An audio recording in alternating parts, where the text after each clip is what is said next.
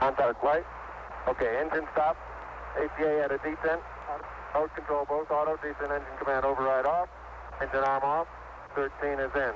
We copy you down, Eagle. Houston, Tranquility Base here. The Eagle has landed. Roger, Tranquility. We copy you on the ground. You got a bunch of guys about to turn blue. We're breathing again. Thanks a lot.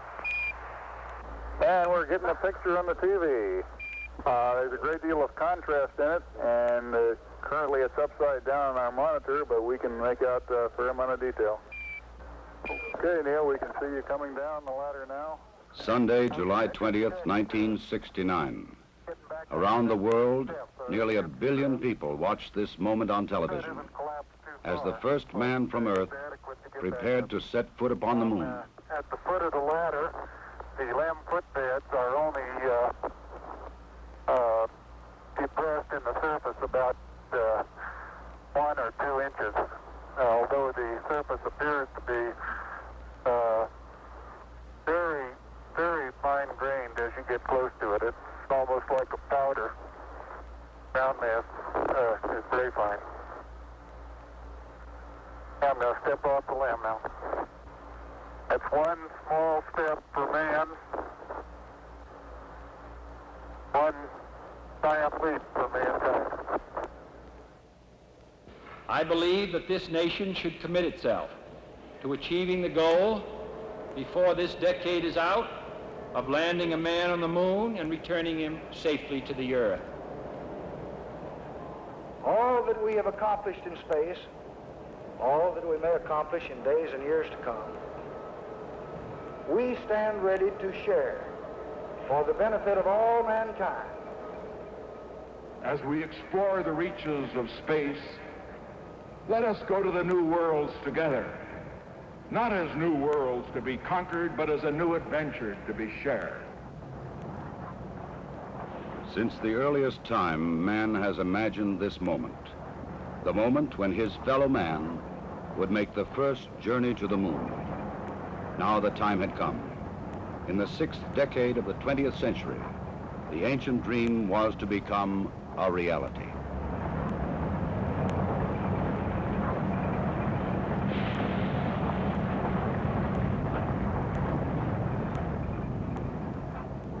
The flight of Apollo 11 was the culmination of many years of planning, working, building, and testing. Thousands of people had contributed toward this day of accomplishment. The great Saturn V rocket and the complex Apollo spacecraft had been assembled together and moved to the launch pad. The equipment and techniques and personnel had been proved in earlier missions, and now they were ready. The astronauts chosen for this mission had flown it many times in ground-based simulators. They had all been in space before. They had trained carefully and well, and now they too were ready. Astronaut Michael Collins would pilot the Apollo Command Module.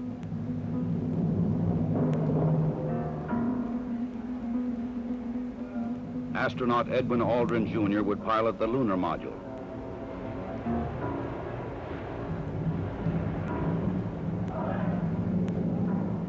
And astronaut Neil Armstrong would serve as mission commander. Armstrong would be the first man to step upon the moon.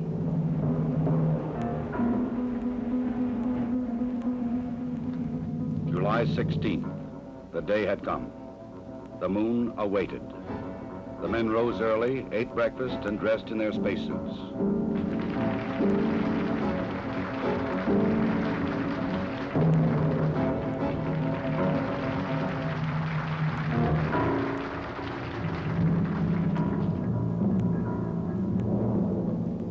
Other astronauts had made this journey to the launch pad, but never with such anticipation. 9:32 a.m., July 16th.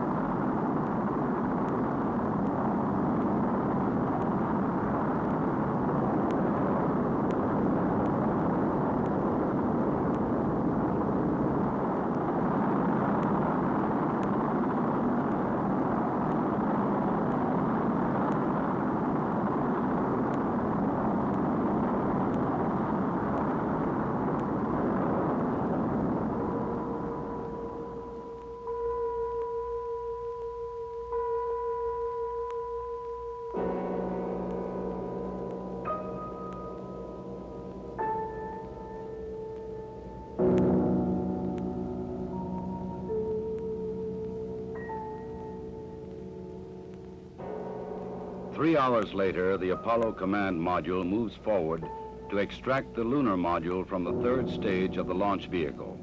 Both are moving at more than 17,000 miles an hour. Docked together, they will sail 250,000 miles across the sea of space and into orbit around the Earth's nearest neighbor.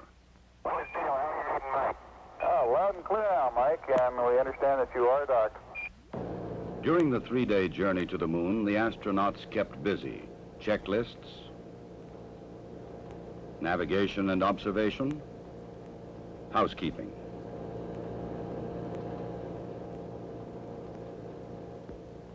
They must work in a weightless environment, keeping their spacecraft and themselves in good condition. Data must be collected and reported. Experiments must be performed, including photography both inside and outside the spacecraft. Because of the film speed, these actions appear faster than they actually were.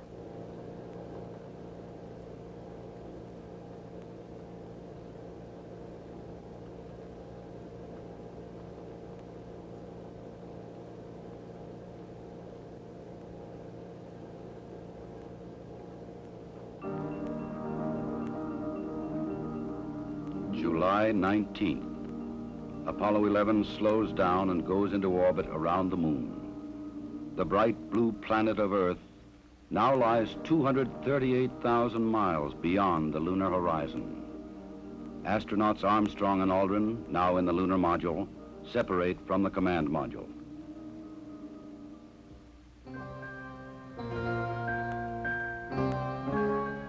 Astronaut Collins remains behind. Preparation for the lunar module descent to the moon now begins.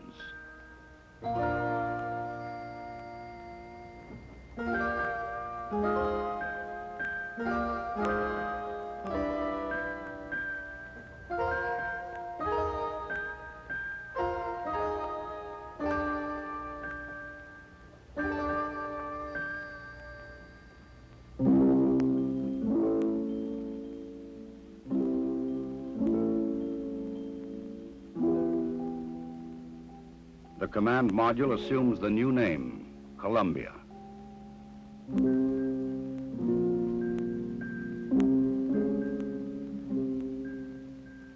The lunar module will be called the Eagle. From Columbia, Michael Collins' camera sees bright rays of the sun reflecting patterns of color from the surface of the Eagle. In this strange metallic bird rides the ancient and endless dream of all mankind. The command pilot can see detail which his camera cannot record. The 4 landing pads of the lunar module are fully extended and locked in place. The Eagle is poised and prepared for its descent to the lunar surface.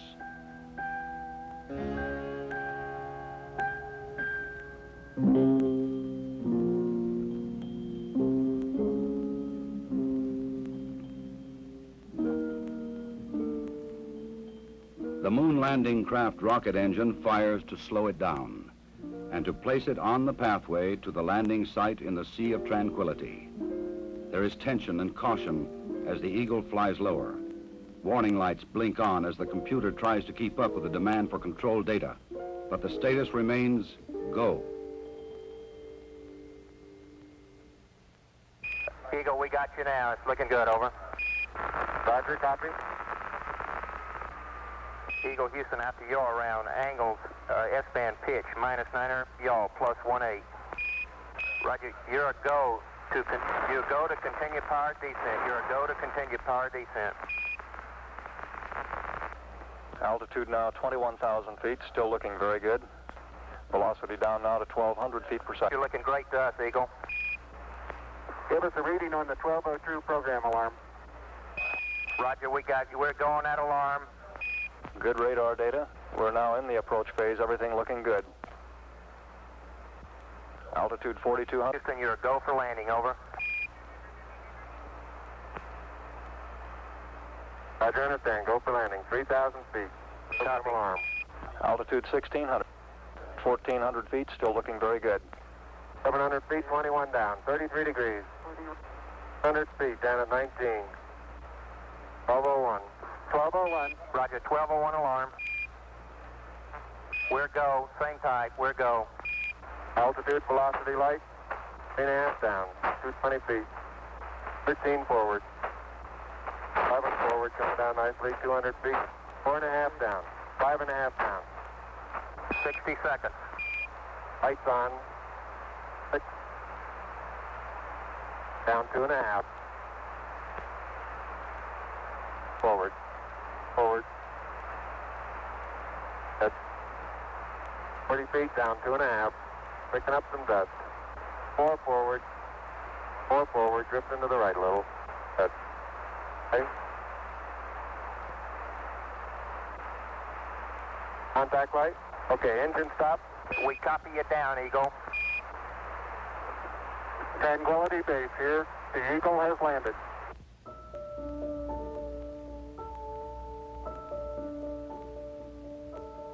Through the window of the Eagle, Armstrong and Aldrin see what no human eyes have ever seen before. Their spacecraft casts a long shadow across the undisturbed dust of centuries.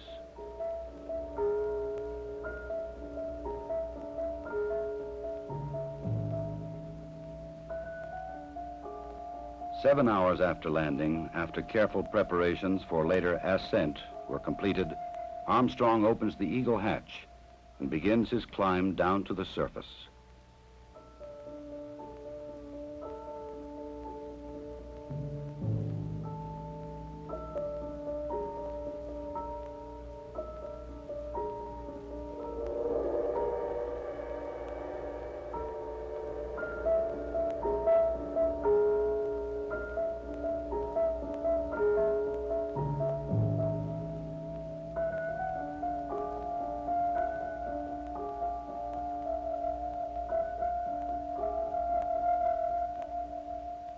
The first footsteps on this strange new world must be taken cautiously.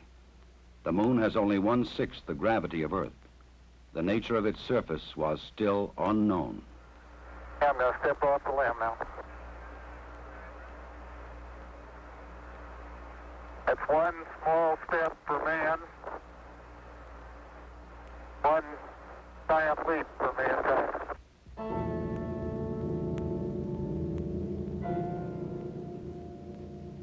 Once on the surface, Armstrong scoops up a small sample of lunar dust and rock, precaution against the possibility of an emergency takeoff.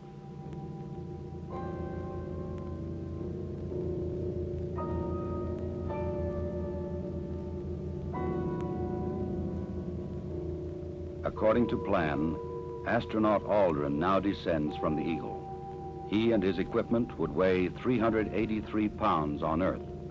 Here, they weigh about 66 pounds.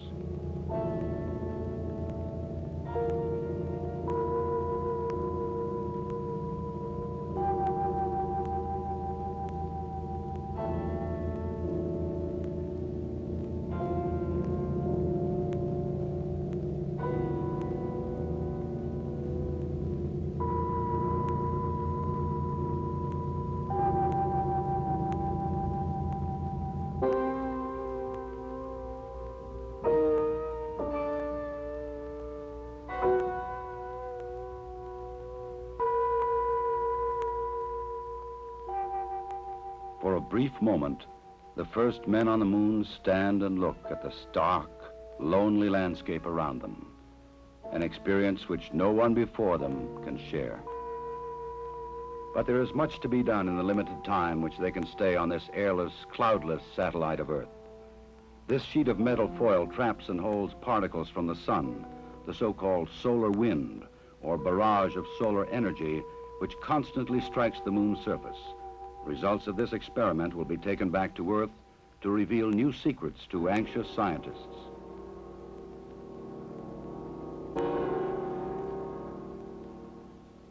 An American flag is left behind on the moon, together with medals honoring American and Soviet spacemen who lost their lives in earlier space tests, and a small disc carrying messages of goodwill from 73 nations on Earth.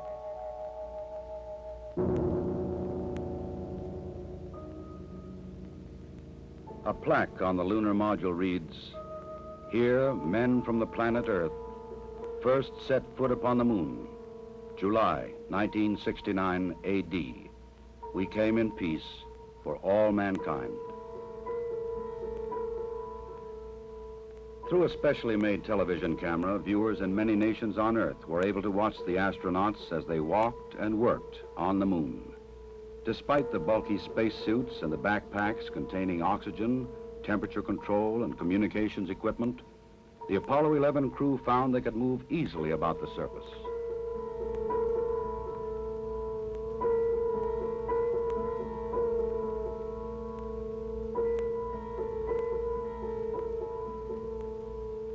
Because there is no wind or rain on the moon, these footprints will remain for centuries.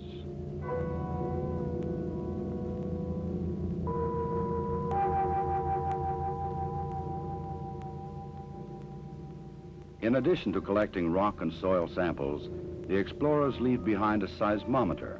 This highly sensitive device would send back valuable information on external meteoroid impacts, as well as internal lunar movements.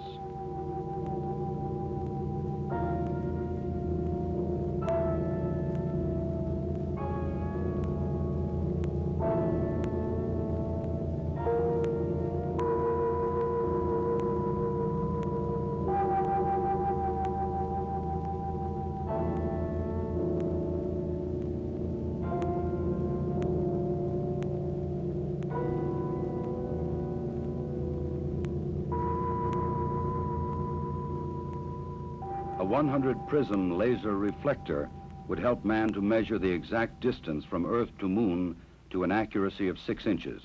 These were the first of many experiments which will be taken to the Moon to provide man continuing and increasing knowledge about the Moon and the vastness of space beyond.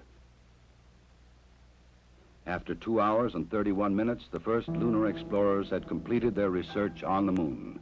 A night of rest in the lunar module, countdown preparations, and they were ready to come home. Tranquility Base, Houston. Guidance recommendation is pings, and you're cleared for takeoff. Roger, understand. We're number 1 on the runway. 7, 6, 5, work stage, engine arm ascent.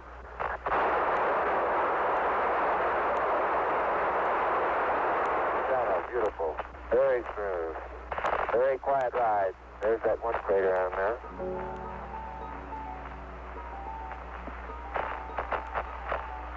Thousand feet high, 80 feet per second vertical rise.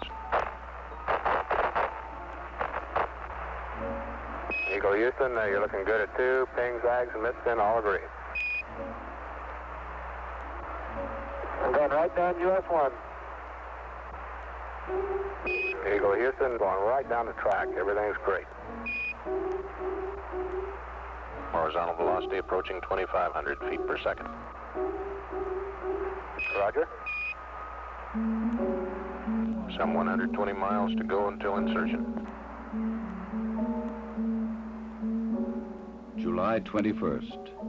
The Eagle and its 2-man crew lifted off the Moon perfectly and climbed slowly to rendezvous and dock with the mothership, Columbia.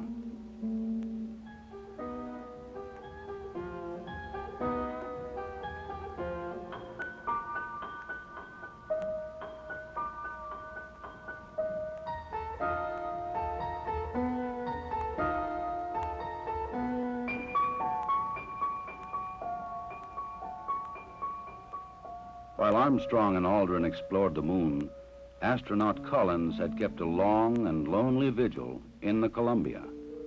The approaching Eagle was a welcome sight.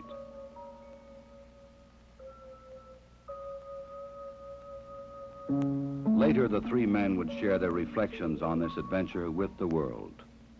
I believe that from the early space flights, we demonstrated a potential to carry out this type of a mission. And again, it was a question of time until this would be accomplished. I think it's a technical triumph for this country to have said what it was going to do a number of years ago, and then, by golly, do it. The relative ease with which we were able to carry out our mission, which, of course, came after a very efficient and a logical sequence of flights, I think that this demonstrated that we were certainly on the right track when we took this commitment to go to the moon. I just see it as a beginning of a new age.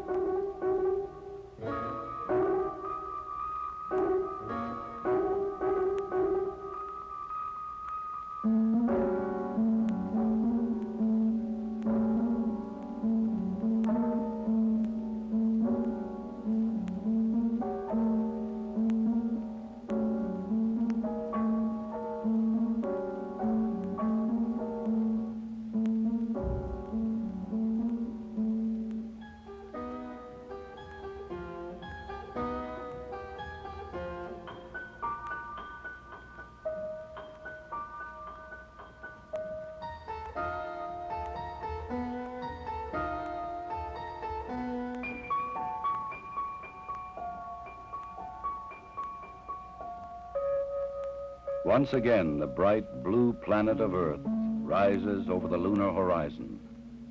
For those who had witnessed man's landing in the Sea of Tranquility, the moon would never again appear quite the same.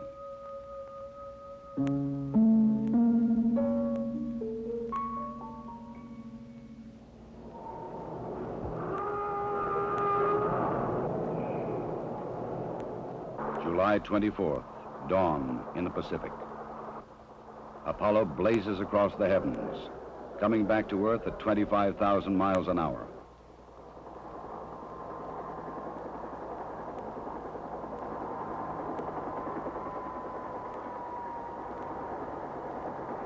President Richard Nixon, who had talked with the astronauts by telephone while they were on the moon, was waiting aboard the recovery carrier to welcome the returning voyagers.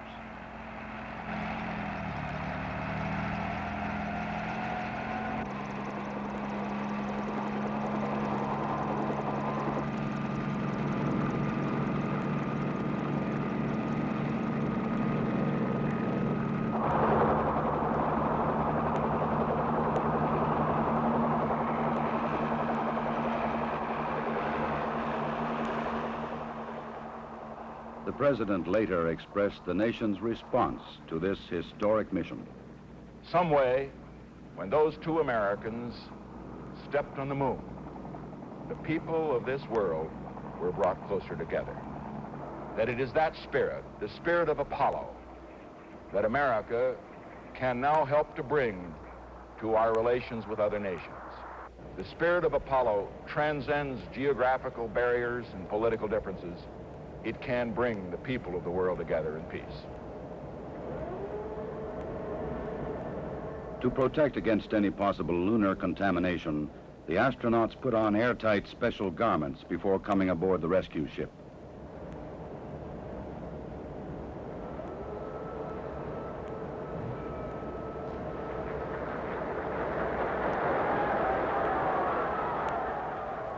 They transferred directly from the helicopter to a mobile quarantine van, in which they would be flown back to the Manned Spacecraft Center in Houston, Texas.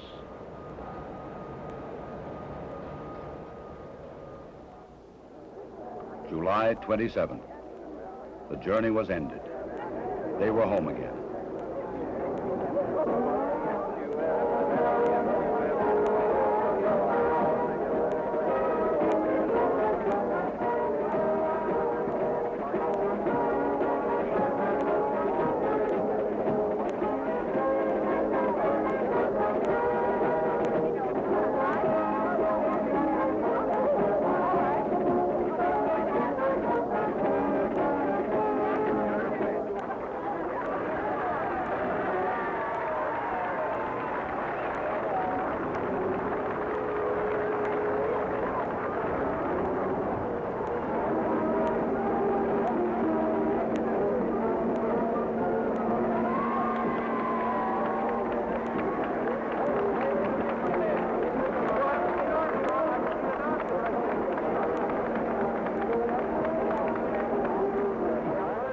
Ahead lay 3 weeks of isolation, medical tests, and mission debriefings.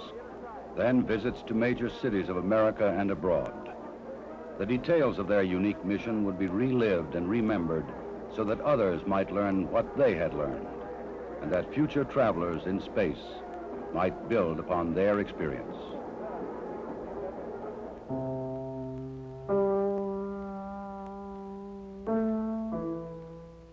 The rock and soil samples brought back would be examined and analyzed by scientists in many lands. They would reveal new insights into the origin and the age and the composition of the moon, and perhaps new knowledge of the Earth as well. Already experiments left on the moon were sending back revealing new information.